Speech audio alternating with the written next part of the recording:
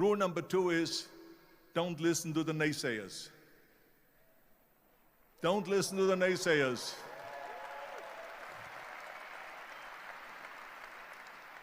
Everything I ever did, the thing that I heard out of people's mouth was, that's impossible.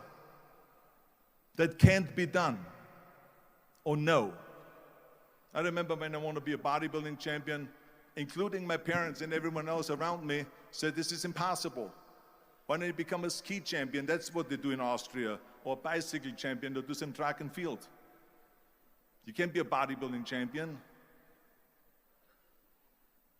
That is exactly what I heard, and of course I proved to the people that it can't be done. So whenever someone said to me, it can't be done, I heard it can be done. When they said no, I heard yes. And when they said it's impossible, I heard it is possible. Because I am a strong believer.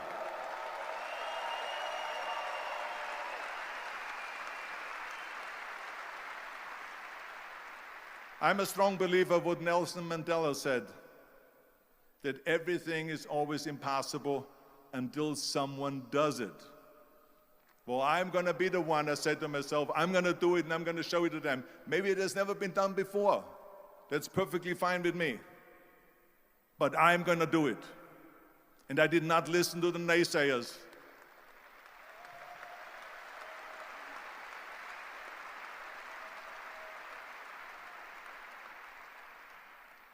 The same was also when I went into, not just in bodybuilding, they said no. When I wanted to come to America, when I wanted to go to America, they said it's impossible. There's no money that you have to fly even over there. You have no money when you go over there to live with. And what do you think, they're going to wait for you? They have plenty of big bodybuilders over there. It was all no, no, and it can't be done, it's impossible. And I remember then that the same thing happened also when I went into the show business. Can you imagine? I was now a bodybuilder. I weighed 250 pounds. I was Mr. Olympia 6 times. I was Mr. Universe 5 times, and Mr. World and Mr. International. I won 13 World Bodybuilding Championships altogether. And now I said to the agent, the Hollywood agent, I want to get into movies. He said, that's funny, Arnold. I asked a studio executive, I say, I want to get into movies. I want to be a leading man. He started laughing. So they all say it's impossible. I said, why is it impossible? He says, because look at how big you are. You weigh 250 pounds. Hercules bodies and muscular bodies weighing 20 years ago. 20 years ago they did Machista and they did all these Samson movies and Hercules movies and stuff like that, but not anymore. Arnold, this is the 70s. Do you know the sex symbols today? It's Al Pacino. He weighs 150 pounds. It's Dustin Hoffman. He weighs 146 pounds. And guess who else is a sex symbol? Woody Allen. So imagine they're telling me now that those are the new sex symbols. So do you ever forget about it?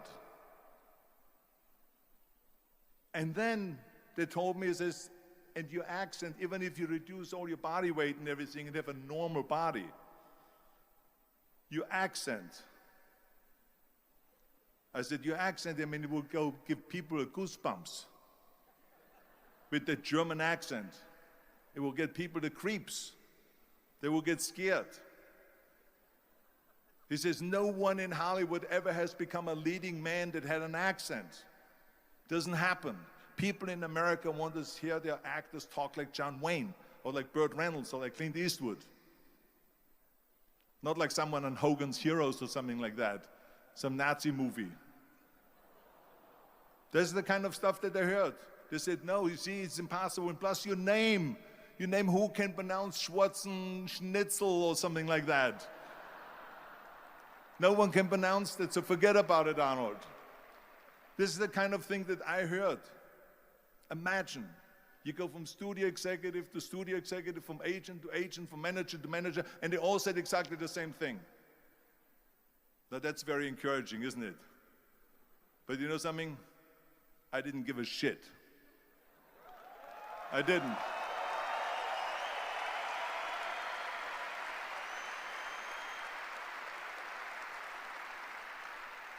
because I believed that I can be a leading man. I believed that I could be another Clint Eastwood or another Burt Reynolds or another Warren Beatty or whatever those characters were, Charles Bronson and so on. I believed that I could be those people. I said, there's enough room on that ladder that I can fit up there. And I looked back again and learned from what I learned in sports. In my case, in bodybuilding. It's all about the hard work that you put in. I said to myself, in bodybuilding, I worked out 5-6 hours a day. I'm going to do the same thing now for acting. And of course, I went to college to study English.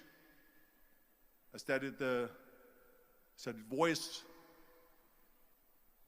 accent removal, acting classes, and all of this stuff, all day long. I worked and I worked and I worked. And within a short period of time, I made one movie called Hercules in New York, which of course went right into the toilet.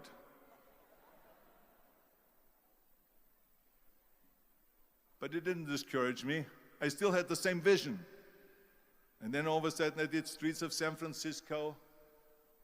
I did Stay Hungry and Pumping Iron and The Villain. And then all of a sudden I was asked by Dino De Laurentiis and by Universal Studio, the biggest studio, to star in Conan the Barbarian. And after I did Conan the Barbarian, the director at the press conference said to the press, the director was John Milius. He said to the press, if we wouldn't have had Arnold, we would have had to build one. So think about that.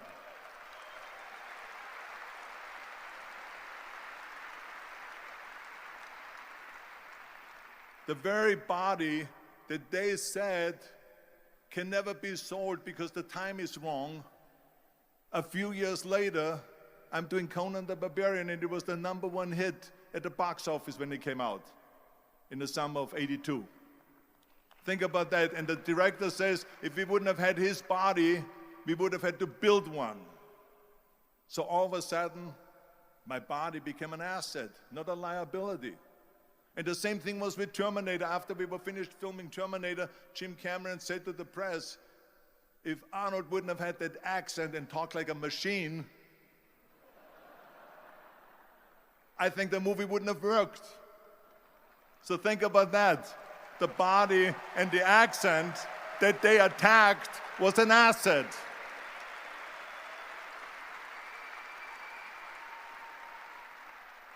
But I didn't listen to those losers. I didn't listen to them at all. Because that's exactly the way it was in politics again, when everyone said no, no, no, and it can't be done. And then became governor of California. And this is with everything like that.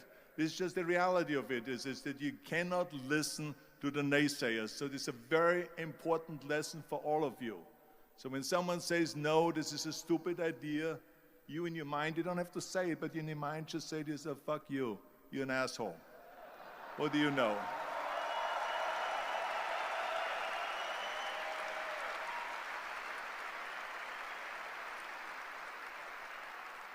If I would have listened to the naysayers, from bodybuilding to show business to politics, I would not be standing here today talking to you. I would be in Austria in the Alps yodeling. That's right. I would be in Austria still left yodeling. That's what I will be doing, exactly. So this is why I say don't listen to the naysayers.